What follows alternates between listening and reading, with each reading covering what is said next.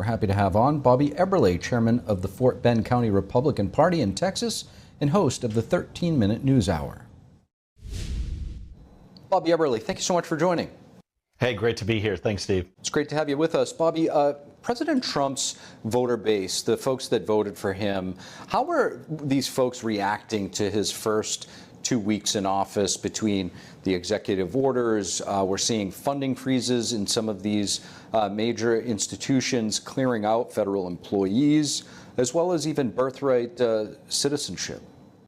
Yeah, you know what? It's funny that it's been 2 weeks. It seems longer in many ways. And I think people are trying to catch their breath because they knew during the election, during the campaign, before Biden dropped out, the comparisons between Biden and Trump.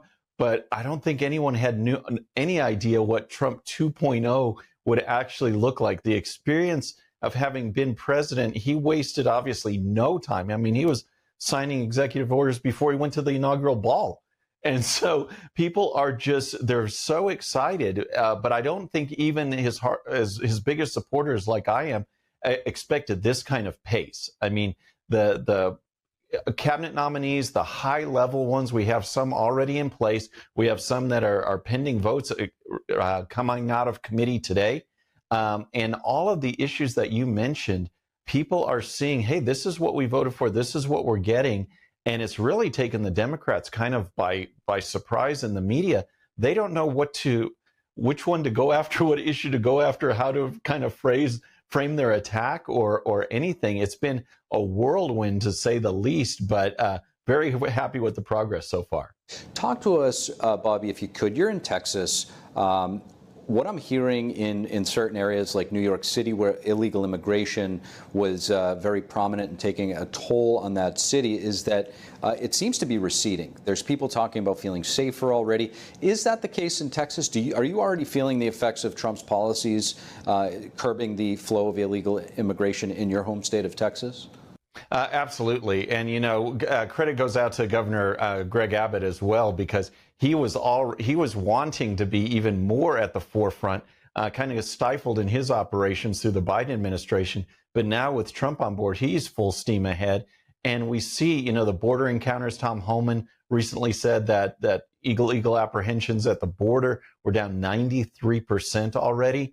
And it kind of drives home the fact that, you know what, as we were saying as Republicans, no, we did not need this legislation that the Democrats and the media kept talking about. This was done by the Biden administration. It was facilitated through Mayorkas. And with Trump coming in, he's put a stop to it, and which is what he said he would do. But yeah, you see reports of people, the really bad guys being rounded up, and the people in the neighborhoods celebrating. And, you know, these are Hispanic neighborhoods predominantly, and they are rejoicing that their streets are instantly safer. Their kids can go out and play. And this was a major campaign issue. We feel it in Texas, where I'm in the Houston area, somewhat removed, but it's a major hub for the sex trafficking and the drugs and the gangs. And we're already feeling the impacts in just 2 weeks. It does feel like there is a seismic shift in our institutions, whether federal or otherwise.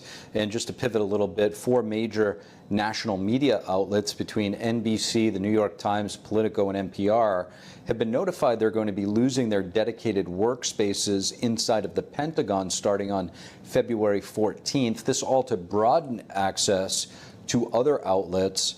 Bobby, what do you think is behind this approach? And what does this mean for the media landscape? Well, I'm hoping it's better news for NTD and that you guys get more exposure. And in general, what it shows is that, you know, we're not going to, you know, bend the knee to legacy media anymore. I think for too long, the Republicans and conservatives in general have tried to play nice and tried to play nice with Democrats in general. And it always comes back to just slap us in the face.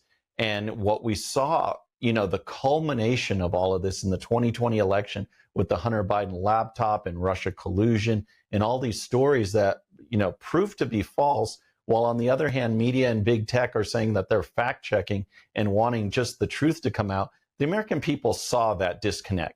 And so in Washington and in these departments, to give other media outlets a chance and not have this monopoly on legacy media, I think is a great thing. I mean, the White House press office is opening up chairs to new media. I think you're going to see some new faces there and new questions. It's a great thing. Bobby Eberle, appreciate you joining us, sharing your perspective. Thanks, Steve.